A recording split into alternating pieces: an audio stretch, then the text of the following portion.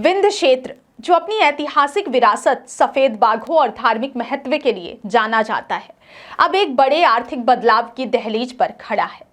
हाल ही में उप मुख्यमंत्री राजेंद्र शुक्ल की अध्यक्षता में हुई समीक्षा बैठक ने यह स्पष्ट कर दिया है कि सरकार अब रीवा और मैहर को प्रदेश के अगले बड़े औद्योगिक हब के रूप में विकसित करने के लिए पूरी तरह तैयार है। यह केवल जमीन चिन्हित करने की प्रक्रिया नहीं है, बल्कि यह विंध्य की किस्मत बदलने वाला एक रोड मैप है। बुनियादी ढांचे, कनेक्टिविटी और औद्योगिक निवेश के इस संगम से आने वाले वर्षों में क्षेत्र की तस्वीर पूरी तरह बदलने वाली है। रीवा में आयोजित उच्च स्तरीय समीक्षा बैठक के दौरान उप मुख्यमंत्री राजेंद्र शुक्ल ने अधिकारियों को स्पष्ट संदेश दिया है कि विकास की दौड़ में अब कोई देरी बर्दाश्त नहीं की जाएगी। उन्होंने विंध्य क्षेत्र की ताकत, जिसमें एयरपोर्ट, रेलवे का विस्तार, शानदार हाईवे नेटवर्क और प्रचुर मात्रा में उपलब्ध जल जमीन शामिल है, उस पर जोर दिया। उप मुख्यमंत्री का मानना है कि जब किसी क्षेत्र में ये चारों चीजें उपलब्ध होती हैं, तो वह निवेश के लिए सबसे आदर्श स्थान बन जाता है।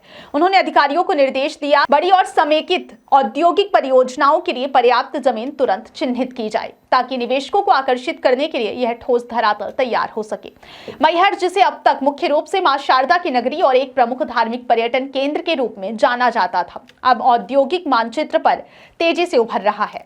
उप मुख्यमंत्री के निर्देशों के अनुसार मैहर जिले के झुकेही में लगभग 1450 हेक्टेयर और अमझर में करीब 1500 हेक्टेयर जमीन चिन्हित करने की प्रक्रिया शुरू कर दी गई है। इतनी बड़ी मात्रा में भूमि की उपलब्धता का अर्थ है कि यहाँ बड़े मैन्युफैक्चरिंग प्लांट, लॉजिस्टिक पार्क और एग्रो प्रोसेसिंग यूनिट्स स्थापित की जा सकती है। झुकेही जैसे क्षेत्रों में रेलवे की पहुंच और सड़क मार्ग की सुगमता इसे उद्योगों के लिए एक रणनीतिक लाभ प्रदान करती है। रीवा जिले में विकास की परिधि को अब शहर के मुख्य केंद्रों से निकलकर ग्रामीण और सीमावर्ती क्षेत्रों तक ले जाया जा रहा है। उप मुख्यमंत्री ने निर्देश दिया है कि त्योंथर, सोहागी, सिरमौर और क्योंटी के आसपास लगभग 2000 हेक्टेयर भूमि औद्योगिक उपयोग के लिए चिन्हित की जाए। ये क्षेत्र भौगोलिक दृष्टि से अत्यंत महत्वपूर्ण है, क्योंकि ये उत्तर प्रदेश की सीमा के करीब है और यहाँ से व्यापारिक आवाजाही बेहद आसान है। इन क्षेत्रों में इंडस्ट्रियल पार्क विकसित होने से स्थानीय युवाओं को अपने घर के पास ही रोजगार मिलेगा और पलायन जैसी समस्याओं पर लगाम लगेगी। सिर्फ जमीन होने से उद्योग नहीं आते, उसके लिए मजबूत बुनियादी ढांचे यानी इंफ्रास्ट्रक्चर की आवश्यकता होती है। बैठक में इस पहलू पर भी गहन मंथन हुआ। बेला सिलपरा रिंग रोड, रीवा सीधी 4 लेन और रीवा बाईपास जैसे प्रोजेक्ट्स विंध्य की लाइफलाइन बनने जा रहे हैं।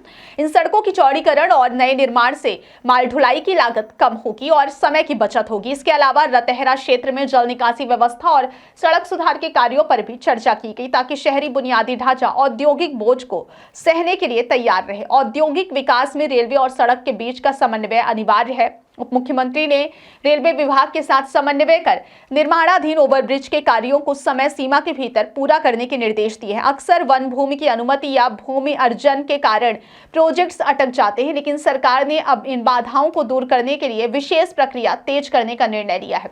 विशेष रूप से सीधी सिंगरौली हाईवे के टेंडर और निर्माण कार्यों पर निगरानी रखने के निर्देश दिए गए हैं, क्योंकि यह मार्ग कोयला और ऊर्जा हब को सीधे जोड़ता है।